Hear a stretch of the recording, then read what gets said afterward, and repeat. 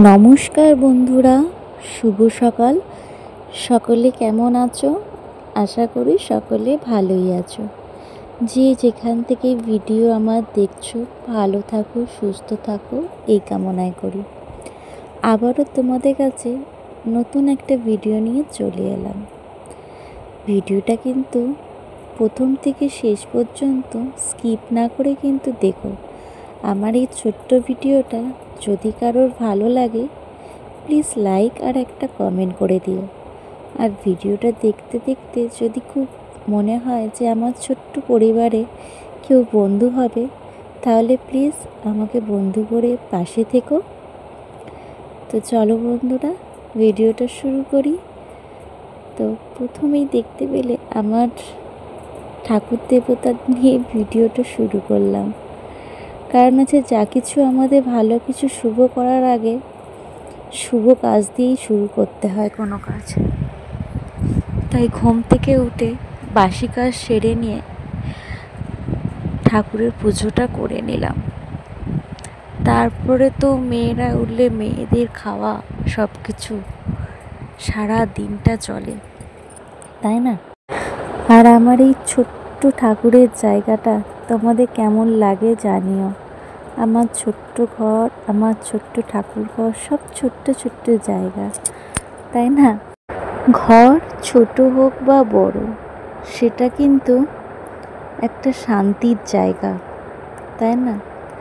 আর এদিকে জানলা খুলে দেখছি প্রচণ্ড বৃষ্টি হচ্ছে, মানে বৃষ্টি আর থামছে না। আজ যে সারাটা দিন আকাশ মেঘলা, একটুকু থামার সিন নেই, খালি বৃষ্টি।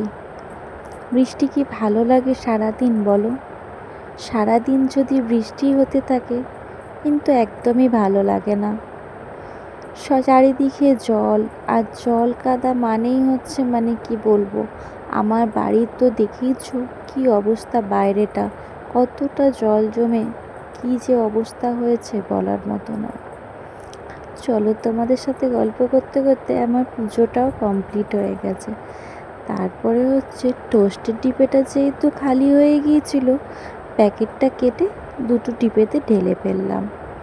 কারণ চায়ের জন্য একটু টোস্ট তো লাগেই, সেই কারণে টোস্টের প্যাকেটটা ঢালা রইল। মানে সন্ধেবেলাও চা খেলে টোস্ট লাগে, আর সকালবেলাটা হচ্ছে তো আমি একাই চা খাই। আর তোমাদের সাথে গল্প করতে করতে এখন চায়ের নেশাটা আমার হয়েই গেছে বলতে পারো।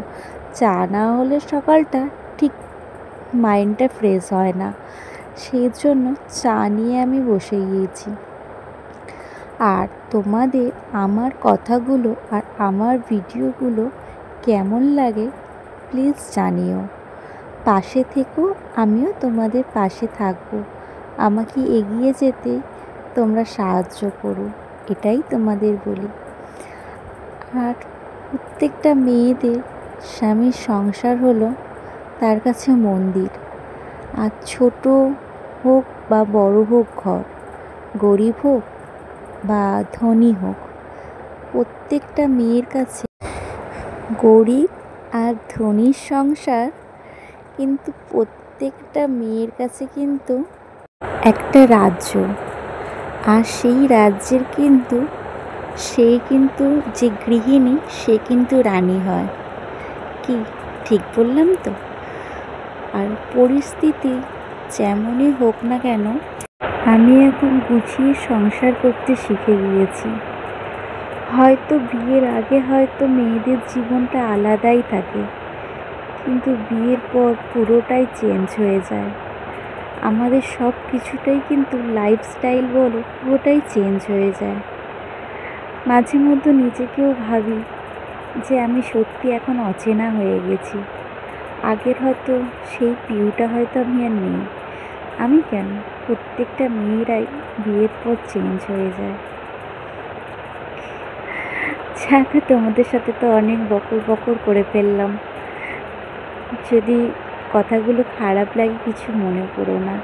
আমি এই রকম কাজ করতে করতে হয়তো এইরকম কিছু কথা বলে ফেলি তোমাদের সাথে।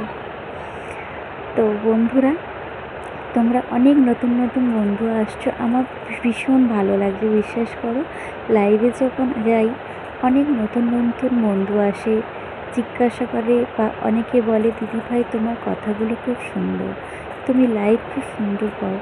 সত্যি কথা বলতে আমি কিভাবে লাইভ করতে হয় তাও জানি না, ঠিক আছে, কিন্তু আমি চেষ্টা করি সকলের কাছে সকলের পাশে দাঁড়াতে, ঠিক আছে, সকলের সাথে ভালো ভালো কথা বলতে চেষ্টা করি। যেটুকু হয়তো আমি খুব উচ্চশিক্ষিত নয়, ঠিক আছে, তবুও চেষ্টা করি সকলের সাথে মানিয়ে গুছিয়ে নিয়ে কথা বলতে। যেটুকু আমার বাবা মা মানে এইটুকু শিখিয়েছে সেইটুকুই শিক্ষা আমি প্রদান করি সকলের মাঝ দিয়ে। তো চলো বন্ধুরা, তোমাদের সাথে গল্প করতে করতে কিন্তু আমার বিছানাটাও গোছানো কমপ্লিট হয়ে গেছে। কিছু জামা কাপড় ছিল সেগুলোও গুছিয়ে নিয়েছি। আর মেয়ে তো স্কুলে বেরিয়ে গেছে, তারপরে অর্ধেক রান্নাটা বাকি ছিল, সেটাই সেরে নিলাম। কারণ রান্না বাড়া করতে তো অনেক সময় লেগে যায় না, আর অনেক বাসনও পড়ে গিয়েছিল, তো রান্নাটা করে নিয়ে বাসন কটা মেজে নিয়েছিলাম। আজকে কিন্তু সেরকম কিছু রান্না করিনি, ইচ্ছা গেল একটু বেগুন ভাজি, বেগুনটা দেখলাম ফ্রিজে রয়েছে, তো একটু বেগুন ভেজেছিলাম, বাঁধাকপি করেছিলাম, আর হালকা করে একটু ডাল আর বাঁধাকপির তরকারি, ব্যাস আর কিছু করিলাম না। তারপরে কাজ সেরে নিয়ে ভাত খেতে বসে গিয়েছিলাম, কারণ অনেকটাই বেলা হয়ে গিয়েছে, আগে মেয়েকে খাইয়ে নিয়ে তারপর খাবো। তবে আজকের ভিডিও এইটুকুই ছিল, কেমন লাগলো কমেন্ট করে জানি। ভালো থেকো, সুস্থ থেকো, আজ আসি, টাটা।